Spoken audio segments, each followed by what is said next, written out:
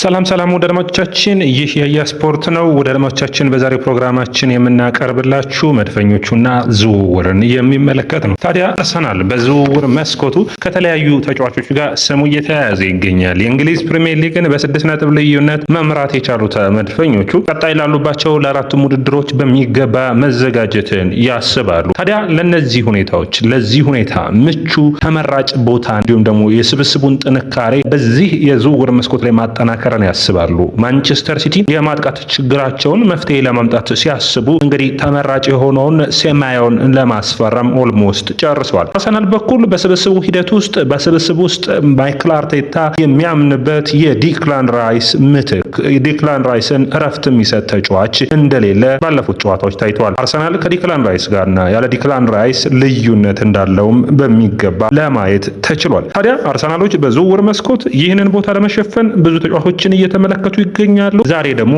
ለአርሰናል የቀረበውን ሩቢን ኔቬስ እናያለን። ይህ በወልቭስ ቤት አስደናቂ ብቃትን ያሳየው ሩቢን ኔቬስ የዲክላን ራይስን ሽፋን ለመስጠት ለዙቢሜንዲ ቦታም ሽፋን መስጠት የሚችል ነው። በክረምቱ ኮንትራቱ ይጠናቀቃል። ይህንን ተጫዋች መድፈኞቹ በውሰት ውል የማምጣት ዓላማ አላቸው። ምክንያቱም ይህ ተጫዋች በፖርቹጋል ብሔራዊ ቡድን ተመርጦ የፖርቹጋል ብሔራዊ ቡድን ለዓለም ዋንጫ የሚያደርገውን ተሳትፎ አባል መሆንን ይፈልጋል። ሩቢን ኔቬስ አስገራሚ የሆነ የአማካይ መስመር ተጫዋች ነው። አርሰናልን በተለይ ቡድኖች ወደኋላ ጥቅጥቅ የሚሉበት ጊዜ የሚገባ ሊጠቅም የሚችል ተጫዋች እንደሆነ ብቃቱ የሚያሳይ ነው። ምክንያቱም ከርቀት ሹት የማድረግ ብቃቱ፣ ኳሶችን የማሻመት ብቃቱ፣ ኳሶችን የማስጣል በአማካይ መስመር ላይ የመፋለም ብቃቱ አስደማሚ ነው። እድሜው 28 ላይ ይገኛል። በእንግሊዝ ፕሪሚየር ሊግ ጥሩ የሆነ የአማካይ መስመር ላይ ሽፋኖችን በመስጠት ይታወቃል። በወልቭስ ቤት ከጆኒ ሞቲኒያ ጋር ጥሩ ጥምረትን ፈጥረው የአማካይ ተከላካይና የተከላካይ አማካኝ በመሆን በጣም ጥሩ ቦታዎችን ሲሸፍን ታይቷል። ወደ አልሃሊ ከመሄዱ በፊት አርሰናሎች በሚገባ ንግግሮችን አድርገው ራሱ ተጫዋቹ እንደተናገረው በመጨረሻ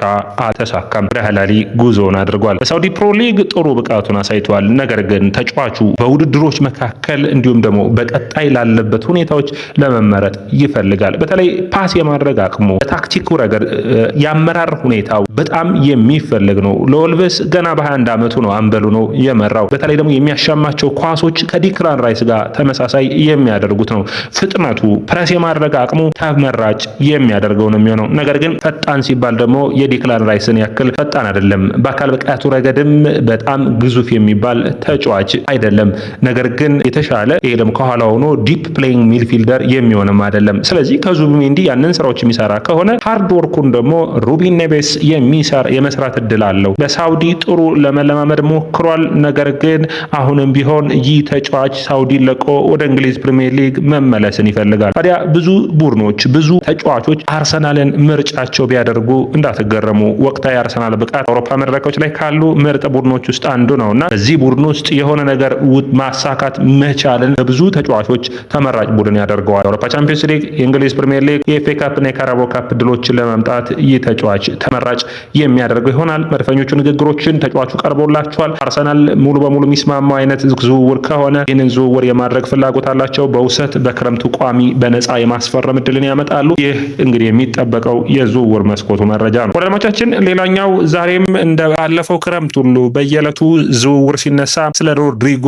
ያልተነሳበት ጊዜ አልነበረም። አሁን እንደ አዲስ ሮድሪጎን ከአርሰናል ጋር የሚያያይዙ መረጃዎች እየወጡ ይገኛሉ። 55 ሚሊዮን ዩሮ ወይም 24 ዓመት ተጫዋች እንግዲህ ዋጋ ወጥቶለታል።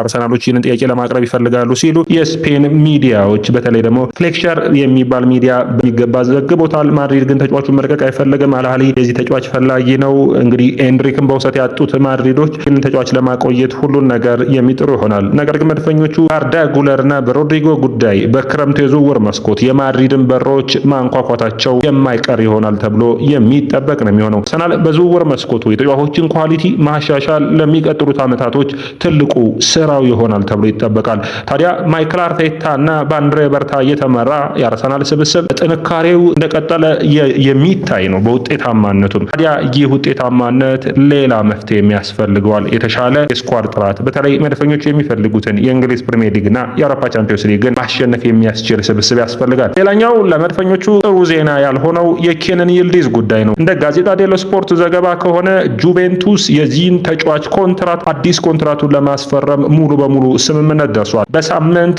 እንግዲህ ይህ ተጫዋች ማለት ነው ባለፈው የ1 ሚሊዮን ዩሮ ልዩነት እንዳለ እንዳለ ብዙ መረጃዎቻችን አቅርበን ነበር። ዮርጌ ሜንዴዝ በመጨረሻ ድርድሩ ከጁቬንቱስ ጋር ለመስማማት ከተጫዋቹ ጋር ጫፍ ደርሷል። 5 ሚሊዮን ፓውንድ የሚከፈለው ይሆናል በአመታዊ የደሞዝ ሁኔታው። እንግዲህ ለ19 ዓመት ተጫዋች በሚገባ ክፍያዎችን የሚከፍሉ ይሆናል ማለት ነው ጁቬንቱሶች። እንግዲህ ይህ ማለት አርሰናልና ሪያል ማድሪድ ይህንን ተጫዋች ለማስፈረም የሚያስቸግራቸው ይሆናል ተብሎ ይጠበቃል። ብራዚላዊው አስደናቂው የመስመር እንዲሁም ደግሞ የአጥቂ በሶስቱ መስመሮች መሰለፍ የሚችለው ሪያን እንግዲህ አርሰናል በሚገባ እየፈለገው ይገኛል። ኤድዋርዶ ባርጋስ የሚባል የብራዚል ጋዜጠኛ እንደተናገረው ቫስኮ ደጋማ ከዚህ ተጫዋች ብዙ ሚሊዮን ፓውንዶችን ቢፈልጉም አርሰናልና ማንቸስተር ዩናይትድ የዚህ ተጫዋች አድናቂ ብቻ ሳይሆኑ ጥያቄዎችንም ለማቅረብ ፍላጎት አላቸው። ይህ ድርድር መጨረሻ ምን ይደርሳል በሚቀጥሉት ጊዜያቶች የምናይ ይሆናል። አርሰናልን በሚመለከት ሌላው መረጃችን ጁሊያን ቲምበርን ይመለከታል። ይህ ተጫዋች በ2023 አርሰናል በ38 ሚሊዮን ፓውንድ ሲያስፈርሙት ከፍተኛ ዋጋ ከወጣባቸው ተጫዋቾች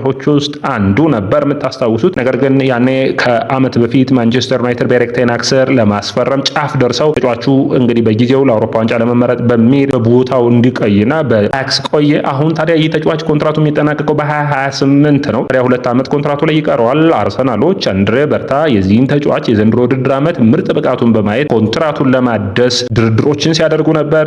አሁን ድርድሩ የመጨረሻው ደረጃ ደርሷል። ዲክላን ራይስ እና የጁሊያን ቲምበር ኮንትራቶች ቡካዮ ሳካን ጨምሮ በሚቀጥሉት ጊዜያቶች ከአርሰናል ቤት የሚሰማው አዳዲስ ዜና ይሆናል።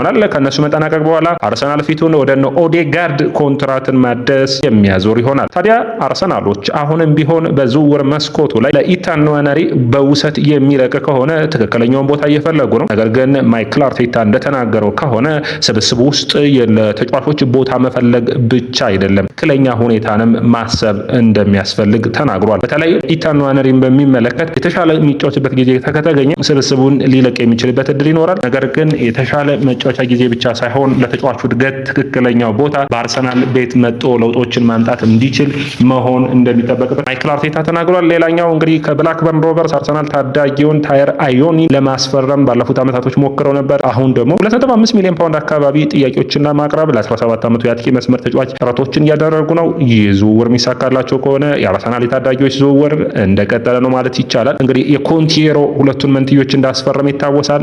ሌላ ደግሞ ፊርማ ማለት ነው ጥሩ የሚባል ነው። እንግዲህ አርሰናል በታዳጊዎችም በትልልቅ ተጫዋቾችም የሚያደርገው ዝውውር አሁን እየተሳካለት ያለ ይመስላል። ወደ አድማጮቻችን ይህ የስፖርት ነው። የስፖርትን ላይክ፣ ሼር፣ ኮሜንት፣ ሰብስክራይብ ማድረጋችሁን አትርሱ።